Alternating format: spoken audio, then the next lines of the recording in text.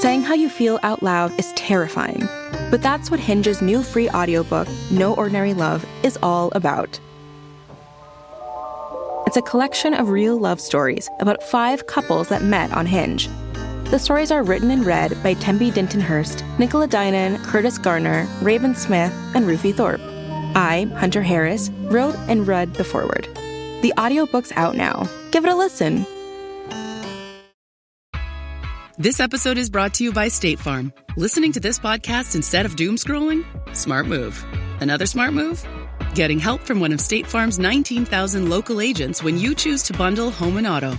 Bundling, just another way to save with the Personal Price Plan. Prices are based on rating plans that vary by state. Coverage options are selected by the customer. Availability, amount of discounts and savings, and eligibility vary by state. Think about or ask your child, how many times have they spoken with their high school counselor? How many times? Once?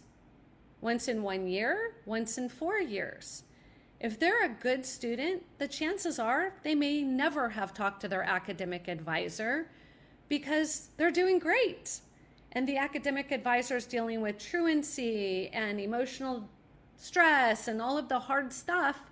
I remember telling the advisor telling my son, "Why are you here?" My son is like, "Because I need help with my future." And she goes, "But you're doing great. You're a straight A student." He's like, "But I don't know what I should be doing. Extracurriculars, activities. They have no idea how much your family makes. How can they help you with scholarships or the return on investment?" So I can't blame. There's no blame to be placed. I think it's really about who is going to be the one expected to do that work. And if you expect a school advisor to do that work, please let them know that.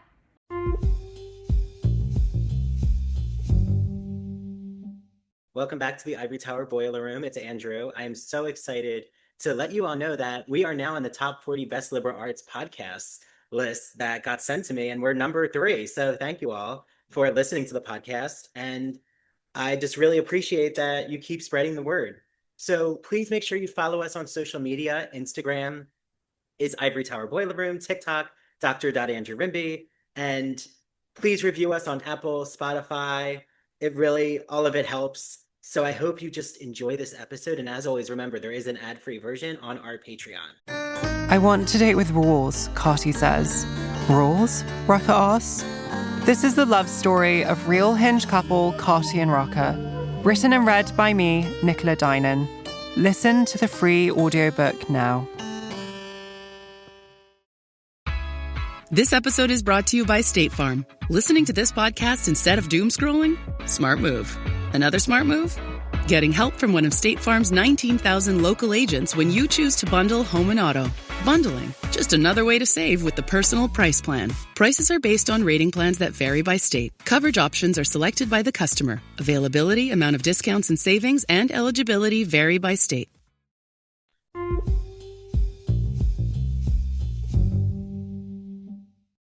Hi, everyone. Welcome back to the Ivory Tower Boiler Room. It's Dr. Andrew Rimby with a really exciting guest. I mean, when you hear your high school students say, okay, I'm looking at all of these colleges. I don't know where to begin. As a parent, you're probably thinking dollar signs right away. So this whole conversation, hopefully, will feel really urgent for all of you planning your child's future with college, but also maybe even answering the question about how do they stay away from going into debt. So I'm really excited to be joined with, just an expert in the college consulting field, Shellee Howard. So a little about Shellee.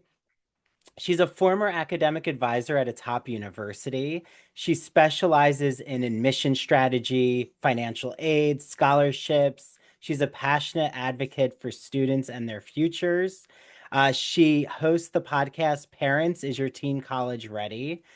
She also helps families get their teen into the right college without losing their mind or their money. And she also has a book, too, that speaks to this topic. So, Shellee, welcome to the podcast. Thank you so much for having me, Andrew. So, we were talking a little off air, and I'm really curious, like, your experience. You were talking about going to San Diego State for your undergrad. And then, like, you were telling me that your son, just finished, his whole academic journey, but he went to an Ivy League for his undergrad. And, being a first generation student yourself, um, did your whole work with College Ready, your organization you created, did it come before the journey with your son going to college, or is it something you had already been thinking about as an academic advisor at a college? So, College Ready really started because of my son's desire to go to an Ivy League school. So, just a brief background from me. I was just named 2026 Global Educational Consultant of the Year. And as part of that interview, I will never forget, they asked me, had I always planned on being this top level college consultant? And the reality was, when I graduated high school my senior year, I didn't even know if I was going to college. Like, it was so remote for me. I was raised by two entrepreneurs who did not go further than their high school degree. And yet they were multimillionaires, but they did it in a very different way. And so I remember sitting them down and saying, parents, should I go to college? And one says, absolutely. There's so much you can learn, not just in the books, but about life. The other parent said, no, you need to go out and get a job. You're 18 years old and you need to start life. And I was like, ah. And that was a really stressful time in my life. And I knew at that moment I wanted to do it different for my own children. And so College Ready was actually started with a thought of College Ready when my son came home from 8th grade, middle school. And he says, Mom, I know exactly what I want to do after college or after high school. And I'm like, what happened at school today? He goes, well, the high school counselor came in and said we have to pick classes for next year and we need to know what we want to do. And I'm like, so I just decided I'm going to be a brain surgeon. And I was like, oh, okay. So Andrew, how does that fit into the whole plan, right? So interesting enough, right, families, we do what we have to do as parents. So I simply stated, why do you want to be a brain surgeon? And he said, Mom, I want to do something impactful. I want to give people their life back. I want to make a difference. And I thought, wow, I must be a great parent. The reality was, that's not what was happening. What was happening is he was a really good student and it came really easy to him. He has a photographic memory, and school, it really didn't get hard until he left for college. So I think he knew that he wanted to do something meaningful and make a difference. And so I did what any crazy parent might do, is I went back to school and I got my master's and became a certified independent college strategist. And then I started touring 25 colleges a semester. And then I built his standout strategy. And what did that look like? It was genuinely him, as if I was marketing him for the most important career of his life. And he did everything I asked. So keep in mind, families, I have 2 boys and 2 girls. All 4 have gotten into college and all 4 graduated without debt, and I didn't pay a dime. Wow. That's amazing. That I is mean, what I that's want to talk amazing. about. When I was in my PhD program at Stony Brook, I mean, I was telling Shellee that my father, who's probably watching, hi, and listening, um, owns a CPA business, and uh, he was so good at financial planning with me about college. So like I did the New Jersey Stars program, which I'm not sure if you know. I mean, a lot of states have similar ones, but it's like if you're in a certain percentage of your class in high school, you get like free tuition to the community college and then free tuition to the state school. So I went that route. And then I'm at Stony Brook with my right from my bachelor's going to my PhD. It took me 3 years to finish my bachelor's because I went in with 18 credits from high school to the community college, which took me 1 year. Then I did 2 years at the state school, got into a PhD program. And when I went to Stony Brook, I couldn't believe it, Shellee, when I was hearing the amount of money that some students were in debt from a master's. Like one student had $200,000 in debt from Columbia University. And I'm like, wait, like, how long is that going to take you? And he's like, oh, I've just deferred it because I'm in a PhD program now. And I'm like, that catches up with you. Mhm. And what kind of gifts your dad gave you. That's what I do with families, Yeah. is help them understand what is the return on investment of the time, the money, the education, and how long will it take to recoup that investment, right? College is just a stepping stone. It's not the end game. Yeah, The it's not where career's you the end game. start, it's where you finish. That was Oh, the I quote love I heard that. all the time in my house. Yeah, Okay. yeah. Set your parents very wise. So Well, good. yes, they are. They are very business, very humanities. They mix the two. But like, I was so curious also. I mean, you look at what's going on right now, Shelley. You must have so many thoughts about why do you think we've landed in this situation where so many families expect that they're going to have to go into debt? Like, how did that become a norm in our culture? So I can pinpoint it for you. I've done a lot of research and analyzation on this. What happened is the two generations back, families would, they didn't all go to college. Some did, some didn't. And the ones who didn't saw how much quicker the ones who did got to a financially better position. And so they're thinking, wait a minute, I want this life for my child. So then that generation says, you are going to college. I don't care what you study. You're getting your 4-year degree, and that's the end of it. It's non-negotiable in our house. Well, unfortunately, that child didn't do any work on figuring out who they are, what matters to them, what's a good career, how much money do they want to make. There's no self-analyzation. So they go into college and they could go undeclared, undecided at the time. So they're just kind of drifting through college. And then their parents say, okay, I'm done paying. And so they said, oh, okay, I'm done. I'll graduate now. And they don't use their college major. They have a degree, but they did it in something like psychology or philosophy or something that is very warm and feely, but not, you get out of school and you look at a newspaper and it says apply here, right? It was not a direct connect. Those degrees are beautiful degrees if you have a plan in place. Mhm. Well, these kids didn't have a plan in place. They were just like, I don't know, my parents said I got to come, so I'm just going to go to college. And parents just made it work. Like they put their head down and they said, I will do whatever it takes to get my kid into college for a better life. So now we come to the generation who are parents now. And they're saying, whoa, whoa, whoa. I took out massive loans for my kid who is doing nothing with their college degree. I'm not gonna do that. And now they tell their children, do not put your child in this situation. So now everybody's questioning, do we even go to college? Does college have to be so expensive? Do I have to go into debt? All of this is based on choices people made without informed information.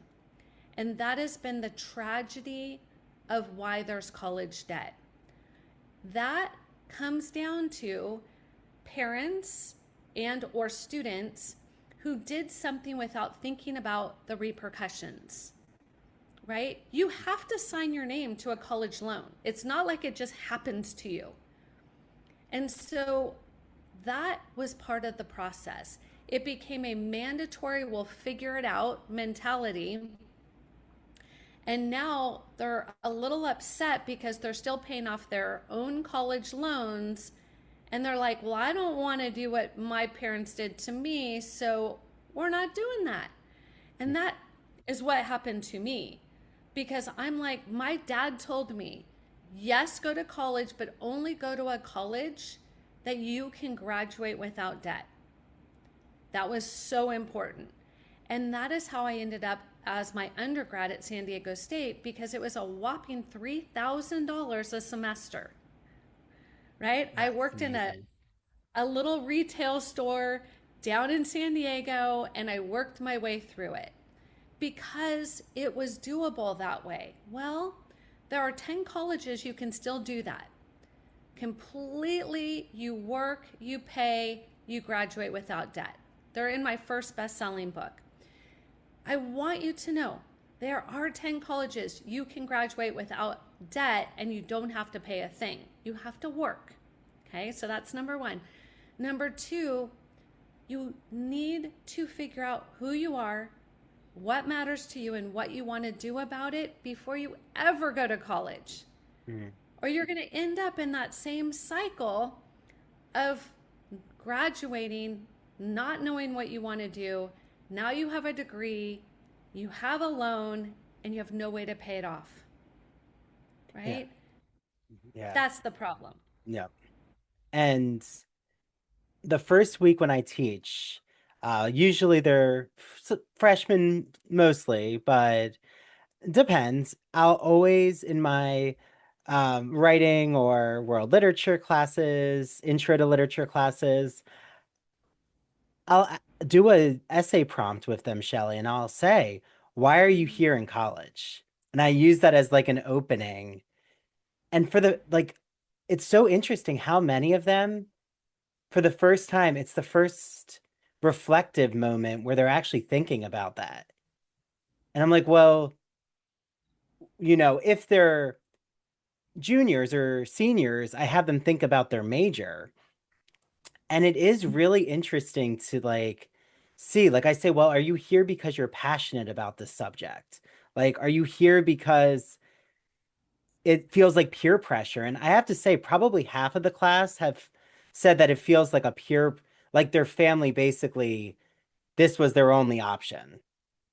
And I mean, what have you seen? Because I mean, you have so many, clients and so many different demographics of students going to, state, private, Ivy, all different makeup, community college. What does it seem like they're hearing from their peer group? Because I feel like the debt question also probably ties into a peer pressure. And it's a big question. So I would say when I get on a clarity call with a family, they're just trying to figure out, is college the right fit?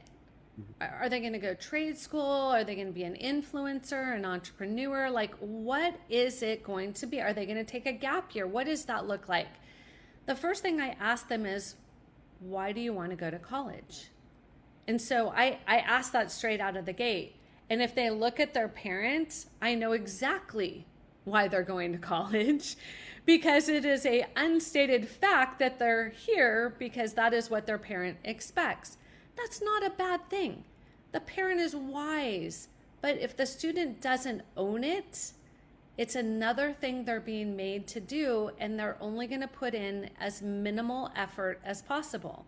Versus a student who gets on a call with me and says, Shellee, I know exactly what I want to do. I want to go into law. And I'll always ask, are you good at arguing? And the parents and the student, they laugh. Oh yeah, there's a lot of arguing going on. And I try to make fun and enjoy the process. But there are students who do know. My firstborn knew in 8th grade. My second, she knew in 10th. My third, he's still figuring it out. So my fourth, she's an entrepreneur, and we're just a unique breed. So I always say we just think outside the box. So why is that important? Every student matures at a different time. And if we don't help them get clarity, some professions have to have a degree. Doctor, lawyer, CPA, engineer. That you just have to. It's non-negotiable. So if a student says, yes, I want to be an engineer, great. Why do you want to be an engineer? Oh, I love Legos. Why do you love Legos? And we just start talking and curious and opening up the conversation to let them explore. Many of them spend their day in their cell phone looking at everybody else's best day, and they're not doing introspect. And so I have them pause. And I'm like, what do you really care deeply about? I don't know. What do you enjoy? I don't know. And until we can get to what they do know, we're going to end up right in the same situation of they're going to go to college, pick the wrong major, possibly pick the wrong college, and now we're spending money without a return on our investment. So it really is, I call it, it's planning. You would not start when you're 75 planning for retirement. That would be a bad plan. Yeah. But yet I can't tell you how many families come to me in their junior or senior year and say, okay, where do we start? And I'm like, start? Like we're in the home stretch. We're in the sprint, right? It's just a mindset shift we need to help families make, that you can apply undeclared, undecided, except for maybe a dozen schools out of 2,700. That's not great odds. So they're going to force your child to pick a college major at 17 or 18 years old, and that's going to set the trajectory of their future. If you just kind of wait and let's see what happens, that is going to be a very windy road and very stressful. It's so much easier if you can start with who they are, what matters to them, their gifts, their talents, their core values, and then we align that to a great career and we align it to a return on investment. Now that's a great way to start their future. Yeah. Well, and just your commitment and your passion, I mean, it shines through in everything you're saying, Shellee. And like, I am really curious, as much as you can talk about your former experience at a college as an academic advisor. I don't really interact personally with a lot of academic advisors because, the faculty and the staff, the academic advisors are in separate buildings, areas, but I do know some academic advisors. Do you think right now universities are utilizing their academic advisors in the best ways possible?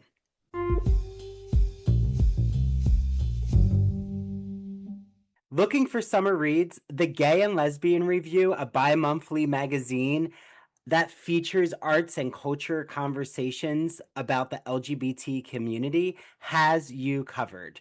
The July and August issue is all about summer getaways and artists. So, for example, there are articles about David Hockney.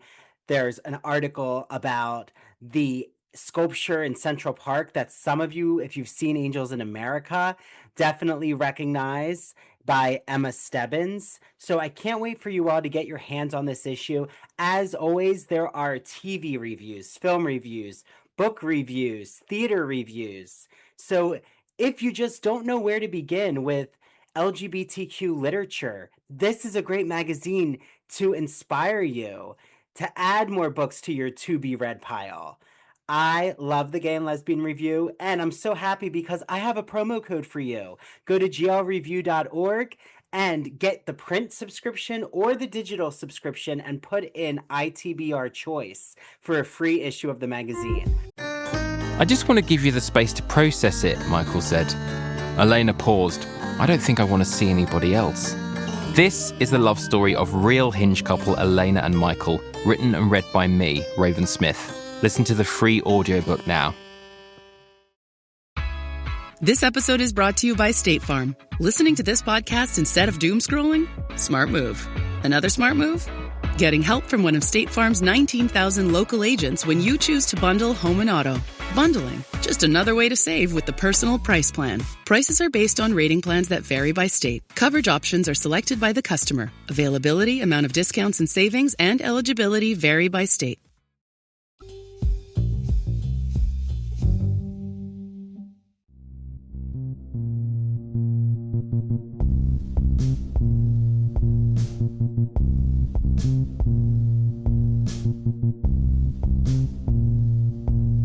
Welcome to Severed, a podcast week dropping new episodes every Monday. Severed True Crime and Severed Paranormal episodes deep dive into murder, mysteries, and the otherworldly in a concise format. A 7-minute story to frame the case with thoughtful analysis and our usual banter. We sometimes find the lighter side of darker cases. We offer 3 spin-off shows, Severed Strange Stories, Severed Haunted You, and Severed Serial Killers that highlight the unusual to lighthearted topics from the digital dumpsters of true crime, haunted universities, and the minds of madness like Ted Bundy and Jeffrey Dahmer. We are your co-hosts. I'm Harry Chambers. And I'm Drew Hudson. Listen on all major podcast platforms, including Rogue Media Network and Radio Garden State. Follow us on Instagram at severed_podcast. So are universities utilizing them? Are families utilizing them? Like, that's pretty much 2 very different pathways, especially if you're looking to transfer. If a student goes into a school and wants to transfer, it gets real muddy really, really fast because not every class will transfer. Like you said, you had units going in, but those were transferable units, right? That means it went from one school to the next school. Wonderful. The chance of that happening is about 6%. It is insanely low.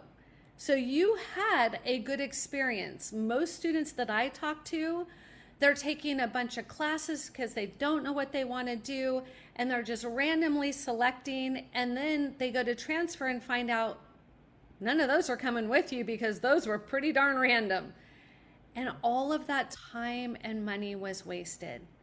And so can I say that's the school's fault? I don't know. Can I say it's the student's fault? Pretty much.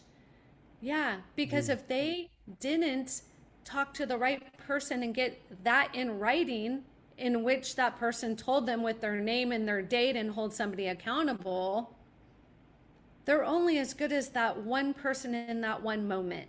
And it's very different, families. Think about, or ask your child, how many times have they spoken with their high school counselor?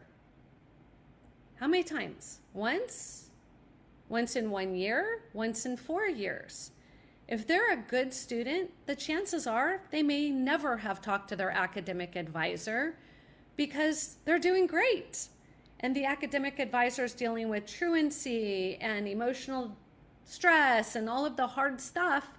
I remember telling the advisor telling my son, "Why are you here?" My son is like, "Because I need help with my future." And she goes, "But you're doing great. You're a straight A student."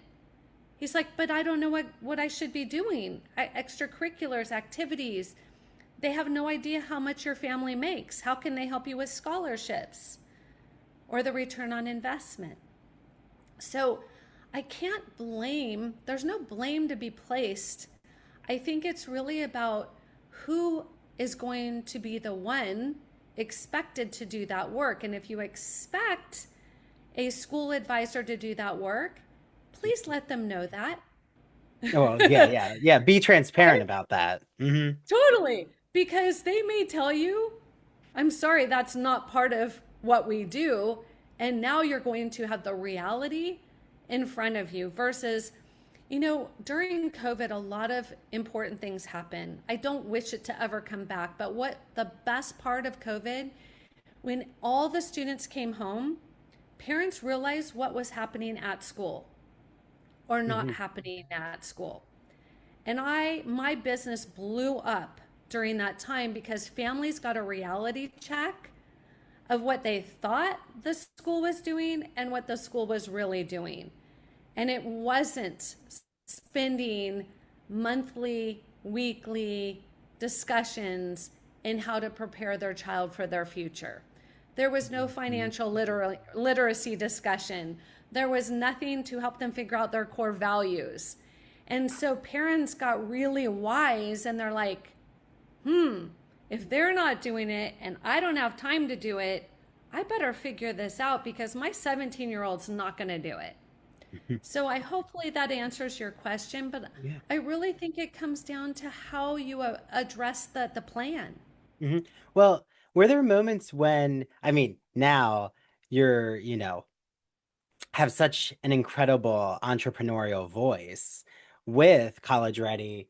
But were there moments when you were an academic advisor that you were frustrated because you had wished you could have done certain consulting or strategies with students that just weren't in your purview? Like, your hands were tied. So you don't know what you don't know. And that's what I figured out is when you come up through the education directly into a school, they're not teaching you how to build a standout strategy, a passion with purpose project. It is very much here's how you build a academic plan. Here's what extracurriculars look like. Here, I mean, it's all very template, very you have to do it this way. And that is not what gets kids ready for college or for their future. It's a good start, but it definitely is not what's needed. And honestly, as a high school, as any kind of advisor where you're in an institution, you're being told what to do, what to say, and how to guide. It's not, you don't have the privilege of saying, wait a minute, this student is brilliant at this. We need to really highlight this and we need to build this opportunity. That is not what they get to do. Their job is to get kids to graduate. That's their job. Yeah, My job is so much bigger. they're not curating a profile for each student. And I mean, with the demand of students they have, yes, like I remember my conversations in high school with my guidance counselor.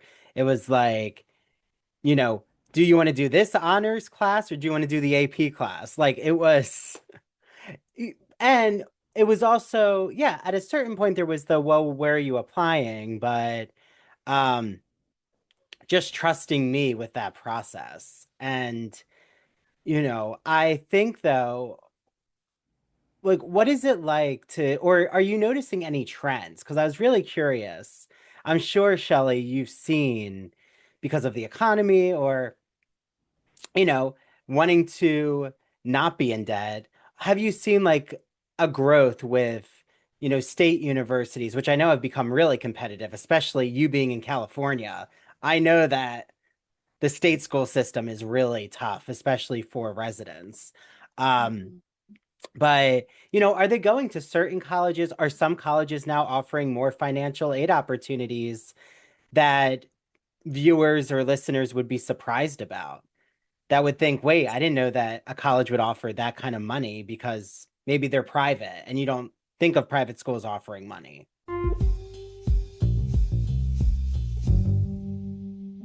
Why does anything exist? Why is there something rather than nothing? I think that's a question we all, as curious people, have asked ourselves. And let me tell you, Professor Stephen A. Simon's new book is so thought-provoking that I can't wait for you all to pick it up. He provides his experience as a professor of political science and philosophy to explore that question with such a variety of perspectives from science, religion, philosophy, and even mathematics. He helps us understand what could possibly explain the most fundamental fact of all, that anything exists. So you can get this from broadviewpress.com. The floodgates have opened with science fiction as a genre in my life because I owe this to my husband and I'm going to give him credit. He has really gotten me to think more about sci-fi, film, and literature. I have to say, Minority Report, absolutely amazing. And Alien, I mean, who doesn't love that alien coming out of that human body in the first film?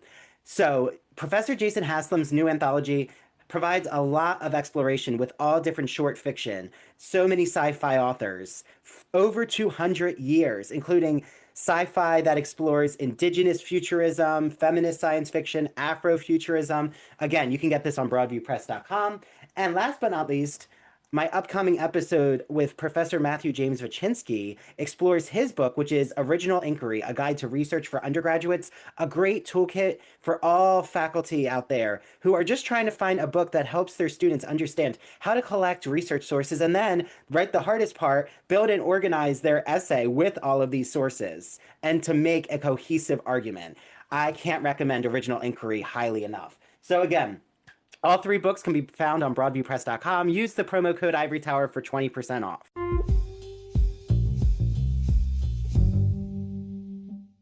Are you a fan of classic Hollywood movies? Are you a fan of queer cinema?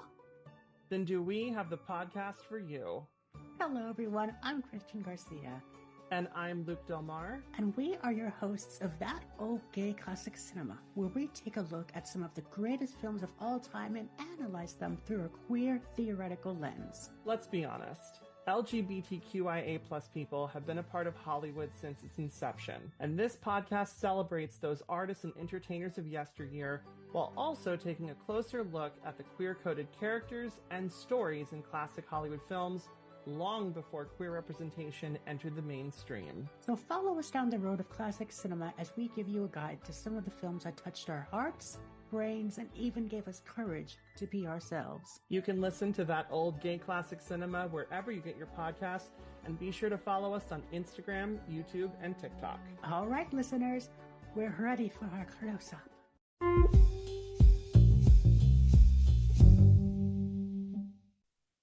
Such a good point. This is a big misconception.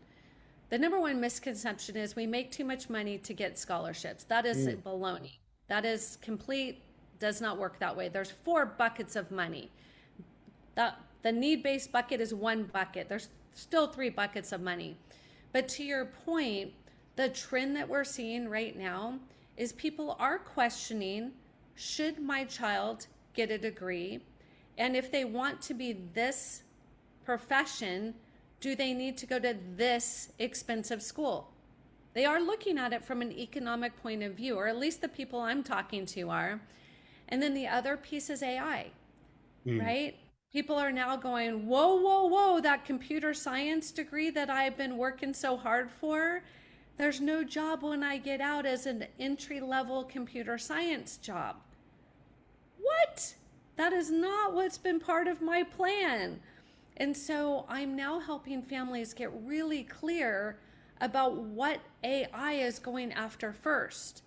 And not to look at AI as a bad thing. There's still got to be somebody thinking for AI to work. It doesn't just, it's not ever going to replace the human brain. It's going to make us more efficient, just like the cell phone and the calculator did, right? Makes us more efficient, but that's all it is. So here's the thing. Are jobs going away? Yes. But there's more jobs that are coming we don't even know the name of yet, right? These AI, they're going to be collaborators, there's going to be leaders, there's going to be strategists, there's going to be, instead of doers, they're going to be collaborating and getting really clear on how do we go to market and use AI to be efficient. So these are different skills that students really need to lean in on now and stop being fearful of what's going away. Think about this. 30 years ago, an adult had a job on average for 20 years. Now, this generation will change careers every 2 to 3 years. We're not talking the same thing at all. And so therefore you have to plan differently. And so the trend is this. People are asking questions. They're no longer just allowing things to happen. They're in a position where they want to know. They're getting on clarity calls. I offer your listener a 30-minute clarity call by going to collegereadyplan.info. And what that call would look like is this. What are your child's strengths, their gifts, their talents, the things they advocate for, and how have they proven it? And what will that lead to for a career? If there's a lot of, I don't know, or head shaking, that's really a positive thing. That's not a negative thing, because now you know where to start. You can either go and do this on your own, or you get help. But it's just like taxes, right? People can do their own taxes, or they can pay your dad and get a big, huge tax break. That's what professionals can do for the family who is feeling overwhelmed and not understanding how do we navigate this. I'm curious, at your college, in your classroom, how are you handling AI? Should she say that about the kisses? Is that weird? She doesn't care. She presses send. This is the love story of real Hinge couple Daniel and Roisin, written and read by me, Rufi Thorpe. Listen to the free audiobook now. This episode is brought to you by State Farm. Listening to this podcast instead of doom scrolling? Smart move. Another smart move? Getting help from one of State Farm's 19,000 local agents when you choose to bundle home and auto. Bundling, just another way to save with the Personal Price Plan. Prices are based on rating plans that vary by state. Coverage options are selected by the customer. Availability, amount of discounts and savings, and eligibility vary by state. Yeah, such a good question. I mean, yeah, I think there's a lot. I would say the faculty are definitely split around generational lines. Like I have ethical issues around the AI platforms more so than the tool of AI. Like I just want the resources to not really to be drained. I don't want, to exploit the labor base. But in terms of the software and the process, I do think it has really been interesting with technical writing. I think that with my students, I do bring AI and the uh, prompting it for topics. Like we'll do a whole lesson about, you know, let's feed in a question like, can you explain, you know, what the benefits are of reading literature for your brain?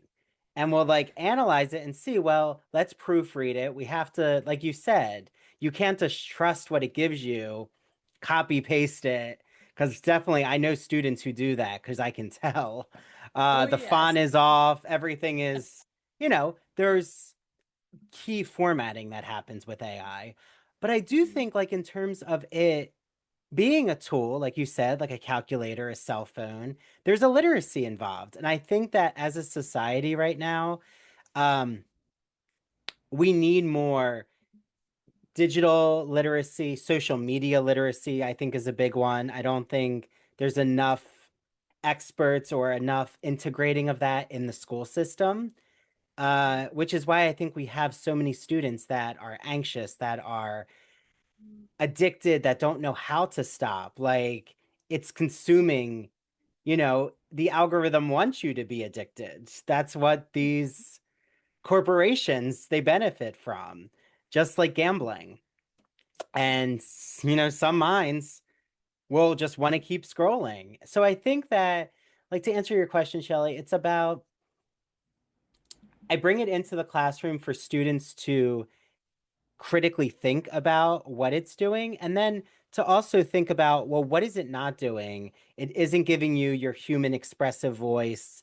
It's not creative in the way that you're thinking. So like it's not replacing their research essays. It's not replacing their authentic voice, but they are crediting it because I make them credit it as a source. So I'm using it in the way that Wikipedia is used.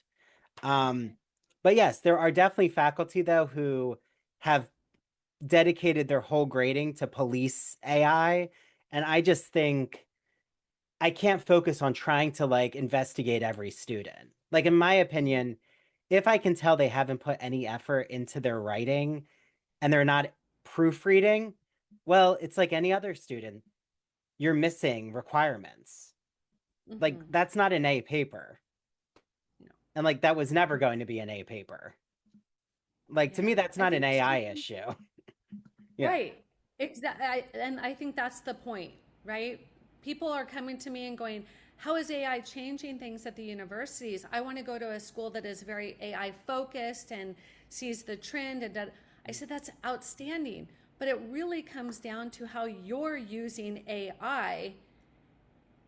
Just as you wrote a paper, did you type it on a typewriter? Did you put it into a computer? Did you use... Some people don't even realize that when they are using autocorrect, that's AI. They're like, what do you mean? I didn't use AI. And I'm like, oh yeah, you did. Yes, Grammarly, yes. And I will say, because I split my time right now at 3 colleges, and I teach 2 classes at each. So I'm at 2 state schools in New Jersey and 1 private school. Okay. And it's very interesting because the private school is more hesitant to integrate AI into the university. I think it might have to do with their liberal art mission, maybe. I don't know. I think there's a lot of theories around it, but it is interesting. The state schools are starting to offer AI and AI literacy majors, or even an AI type of major or a minor. So yeah, Okay. it's really interesting to be there on the ground at different universities to really see what the conversations are. But I was curious, what do you think, Shellee? And I don't want you to get in hot water here, but what do you think? I mean, we see so many headlines about specifically small liberal art private colleges consolidating, closing. Um, we don't really see that with state schools. Um, if anything, here in New Jersey, some state schools are buying um, up the smaller state school or smaller liberal arts school, and then it's merging and coming under it's a flagship university. Like, are you noticing that trend? Like, is there any concern about, you'll hear like, oh, colleges, uh, they're shutting down, like higher education's in a crisis right now. Like, how do you weigh in on that? So it's an important thing, and I don't mean to giggle, but yes, I hear that, and it's kind of like the sky is falling. The sky is not falling. It is life is moving forward, and what does that mean? Our California state schools are so overcrowded, they cannot graduate students in 4 years. It's taken them 5 years for a student to get a 4-year degree. They just can't accommodate the pure number of students. So when you say colleges are going away, that is not at all what we're seeing. We don't see students who are not going to college. We see students who are being mindful of the college they go to, but regarding the small liberal arts schools, it really is important to think about what is the right fit, the academic fit, the social fit, and the financial fit. Does your student do better in a classroom with a teacher to 5 students or a teacher and 500 students? That's the difference between a California state school and a California private school. And same on the East Coast, same in the Midwest. Like, it doesn't matter the geography, it matters more about what is right for your student. Are the small liberal arts colleges, are some of them closing? Yes, they are. But I believe that could be mismanagement. I don't believe it's because students are not getting educated. I think that maybe they are not appealing to what students are looking for. It's kind of like when a business closes. They were very valuable and very profitable 10 years ago, but the trend has changed, and now that business is not attracting that client. It's a normal part of life. And so the UCs have never had more students ever apply than they did in this past year. So that's telling me students are definitely applying, but who wants to go where? And a lot has to do where people are looking for this. Who's going to provide my child the best education for them to be successful after they graduate? That is a good buyer. I think it's more of a wise buyer than before. It was like, oh, we live in this geography and it's kind of close to home, and then maybe your grandparents went there, and these were all peripheral reasons. Now they're asking really good questions like, how many of your business majors go on to get a job within 2 months after they graduate? Oh, that's a very different question. And that's where some of the smaller schools are having a tougher time. They don't have the alumni pool. They don't have the large connections to some of these career opportunities. And so I think it's more of a wiser buyer than somebody who's just not buying. Well, and even I knew something I kept pushing for at Stony Brook, where I got my PhD, is I wanted to see an alumni list of PhD graduates from the English program and see where they were working and the different professions. Because the majority aren't ending up as tenured professors, that is a shrinking pool. But they are ending up in publishing, they're ending up in private, in prep schools, they're ending up all over in marketing jobs. And they could never provide us that information, even though I knew some of the alumni. And I'm like, and I maybe that's changed, I don't know. But like, this is where I feel like what you're doing, Shellee, is so, so important because you really are giving families, you're giving the resources, but you're also, you know, having them expands the horizon of what's to come. Like, because again, I think that in Stony Brook's case, about 40,000 students, I don't think there's enough um, on someone's agenda, finding all the alumni. Like, there wasn't a certain person in charge of that. And Sure. like, this is where I think consultants shine. And I think that what you're doing to me is just the tip of the iceberg of what's to come, that consultants are really going to thrive. Um, in this new economy, in this type of, I like to think of it too as like a revolutionary period of jobs being created. So it's exciting to see that, like, I do think this is where experts, even academics, I keep, saying to academics, like myself included, I've done some consulting work with nearby high school students with their college admission essays, crafting it for their voice. I've worked on dissertation editing, and I think that doesn't it make sense for those who studied so much in certain subjects to speak to the public?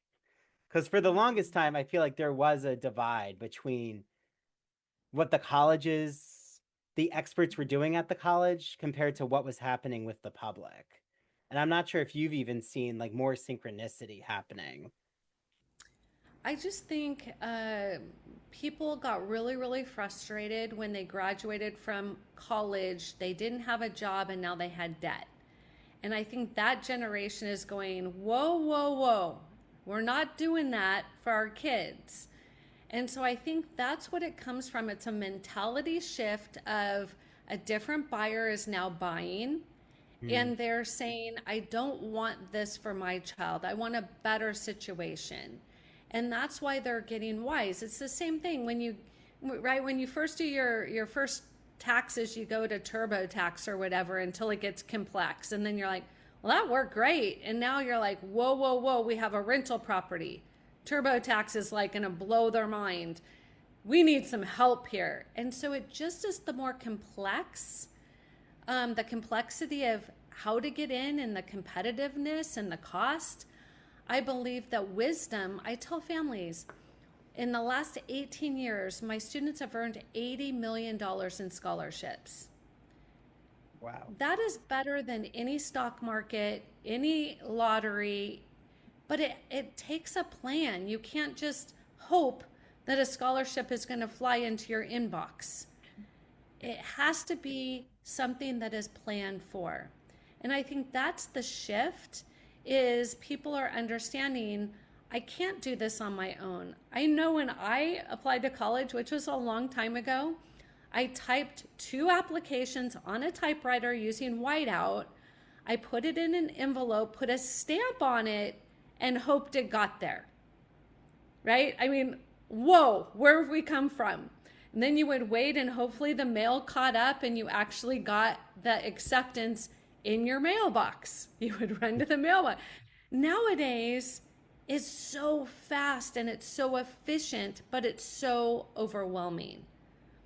And that's the biggest difference. So it's a consumer change, I think, is the biggest decision or the biggest change in college. Colleges haven't changed that much, but the buyer has. I love that quote, Shellee. And also, like, the more you're talking, I'm thinking um, because some will say, well, this could be any kind of consulting, but like, a lot of Americans, or I think around the globe, people get nervous to part with money when it comes to paying for certain things, but when it comes to paying for other things, you know, the money goes out the door. But it's so interesting because, like, when they, hire you and your team for services, they're investing in their child's future. The child's investing in their future. And in the long run, when you're saying how much students have been awarded scholarships, that pays above and beyond for your consulting work. So, like, doesn't it make sense to actually hire an expert who's gonna, like you said, hiring my dad as an accountant or is going to save you money with your taxes? Like, yes, just shifting that mindset of, oh, maybe I should speak to, connect to experts who can actually help me, and I'm not going to drown. I tell parents, this is how you know if your child needs support. Ask them, if I gave you $1 million cash, you had to spend it all in 24 hours or give it back to me, what would you do with it? And if they spend it like a yacht, an airplane, luxury, vacation, on and on and on, there's no financial literacy there at all. And you're going to leave potentially $400,000 in debt in their hands. That's terrifying. Yes. That's when you know it's either got to be you and you can battle it out with them, or you hire somebody and you do your job, they do their job, your child loves you, they come home for Thanksgiving, and all is well. That's the mindset shift that I like parents to really be thinking about, because the child is not at all ready for this. I wish they were, but they've never been. Think about yourself when you were 15, 16, and 17. Did you know all of this? Absolutely not. They're no smarter than you were at that time. Yes. And like, I was also curious, as we're nearing the end, Shellee, like, what are some misconceptions or just things like even you've learned over the years with your organization, like things that might surprise just the viewers and listeners out there that they wouldn't expect, or even like we were talking about, financial aid with private schools that do exist, or I mean, scholarship opportunities for private schools. Yeah, what are some other things that just might blow everyone's mind that you've learned? There's a lot. And so I'll just give you the most popular ones. The number one is, we make too much money, we're not going to get a dime. That is completely off base. There's plenty of money for all families. The second most popular one that I hear is, I did it on my own, they can do it on their own. It's not the same experience whatsoever. So even if you navigate it on your own, congratulations, but I'm telling you, it is nothing like it used to be. And then finally, just waiting to see what happens is not a plan. It is a very scary proposition. So thinking about, would you wait to see what happens on how you're going to buy a home or how you're going to pick a significant other? No, you prioritize. You think about what's important to you and your family. You have a strategy. You don't want to just let this see what happens. I'll tell you what happens is, you're going to pick a college will pick you, and then you're going to feel like, okay, I guess this is my only option, and then you're going to go into debt. Let me just save you all of that, and don't do it. Your child is still a child. They may think they're a teenager or adult. They are not ready yet to make that decision. That's going to be very expensive. And guess what, parents? They can't get a loan on their own. So guess who's co-signing? Even if they pass away, you have to pay that loan. There's no bankruptcy. It is your gift for a very long time. So be mindful in how you spend that money, and make sure that return on investment is really, really solid before you sign on that bottom line. I didn't like what you said, Odin pauses, about the future. This is the love story of real Hinge couple Odin and Edward, written and read by me, Curtis Garner. Listen to the free audiobook now. This episode is brought to you by State Farm. Listening to this podcast instead of doom scrolling? Smart move. Another smart move? Getting help from one of State Farm's 19,000 local agents when you choose to bundle home and auto. Bundling, just another way to save with the Personal Price Plan. Prices are based on rating plans that vary by state. Coverage options are selected by the customer. Availability, amount of discounts and savings, and eligibility vary by state. Amazing. And just a metaphor, I am looking for a new car because sadly my 2016 Chevy Cruze got totaled. I'm fine. The car isn't. But same principle. I mean, I see so many college tours go around as I'm on campuses. And, this isn't to like single out one of the colleges I work at, because I think this is at every college. And I'm sure the whole. But like when I was being led around the Chevy dealership, in the back of my mind, I'm thinking, okay, remember, what's the lease agreement? How much money down? What's your monthly payment? Everything seems all beautiful until you start to factor. My husband's like, wait, call your insurance, like email your insurance. How much is it going to go up? Add that to the monthly payment. And it's like, wait, this is my monthly payment? Oh, maybe I'm going to go on Carvana and see those options. But like just waiting to decide, right? Like don't be impulsive, but right, college admission tours, they're going to show you the amazing rec center. They're going to show you the movie theater. It's like you feel like you're at a resort with these colleges. And they're really, they're selling themselves, which they should. And like you said, you're the buyer. So even as like families are on college tours, like what would you say they should be thinking about after they sit down from the college tour?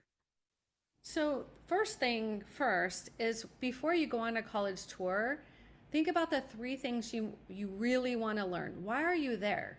Are you there just to see pretty buildings, or what is the point of the college tour? Because when you get there, they're going to sell you from the moment you get on campus until the moment you leave. Remember, college is a business.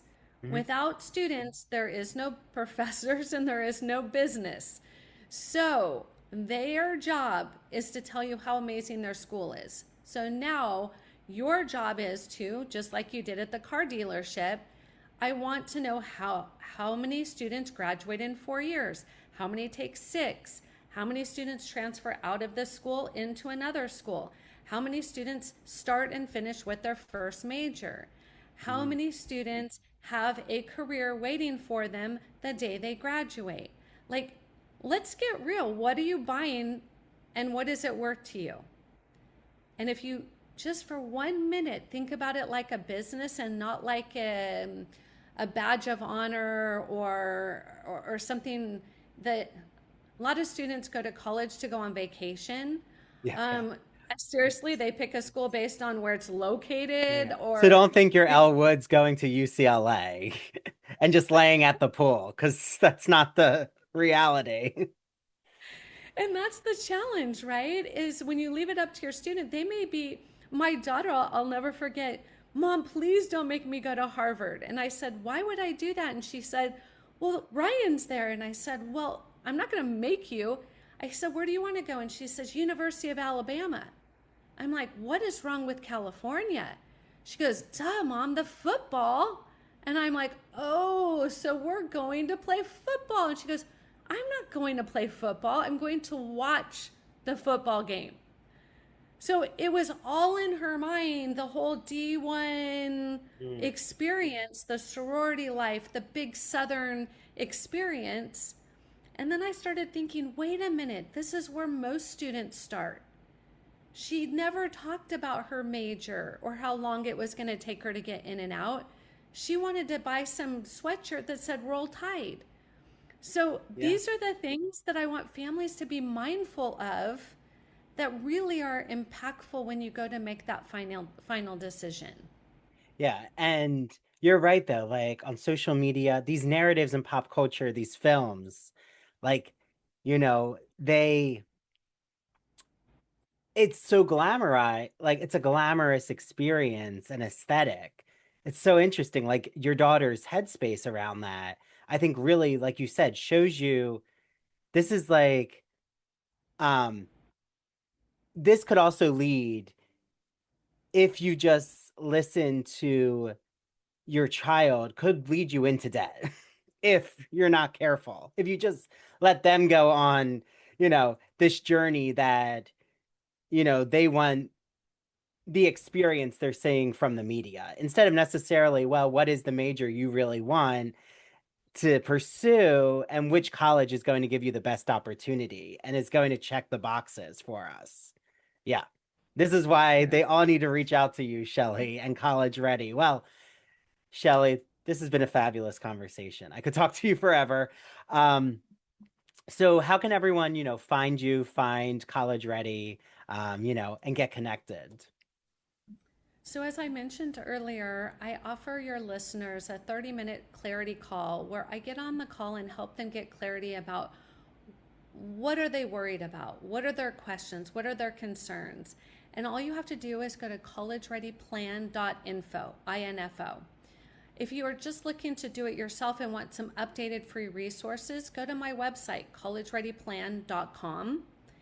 And if you are one of those people who just wants a good, quick read with giving you exactly what you need to do, my first best-selling book is How to Send Your Student to College Without Losing Your Mind or Your Money. And my second best-selling book is The College Admissions Plan Simplified. Both of those are on Amazon for your listeners right now for $4. So please, whatever way you like to learn, I just love to let you know that there's a ton of information. Just be careful that it's the right information. Yeah. Very important. Check your sources.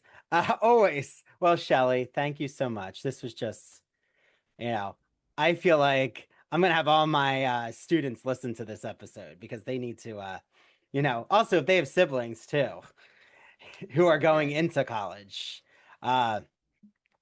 investigate and make sure that they're getting the right information. Well, thank you, Shellee. I appreciate your time immensely. My pleasure. Thank you, Andrew.